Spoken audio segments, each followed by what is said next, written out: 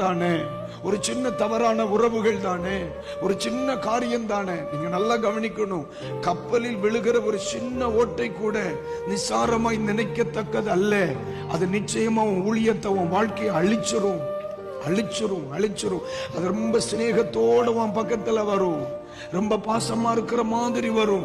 அது என்ன செய்து நம்ம வாழ்க்கையை கெடுத்துரும், தரிசனத்தை கெடுத்துரும், அழைப்பை கெடுத்துரும், நற்பெயரை கெடுத்துரும், குடும்ப வாழ்க்கையை கெடுத்துரும், படிப்பை கெடுத்துரும். பிசாசுக்கு தெரியும், அவனுக்கு ஏக லட்சியம் தேவ ஜனங்கள் கெட்டு போவதாகும். பேசும் பொழுது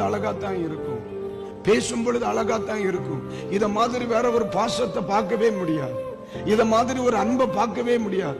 இயேசு கூட இந்த அளவுக்கு நேசிச்சிருப்பாரா அப்படின்னு அந்த ஆவி கேர் பண்ற மாதிரி நமக்கு தெரியும். உடனே புரிஞ்சுக்கிடணும், தேவன் என்னை வைத்திருக்கிற கிருபை பொருந்தின தோட்டத்தில் இருந்து என்னை முச்சந்திக்கு கொண்டு வருவதற்கு பிசாசு பிளான் பண்ணி விட்டாங்க.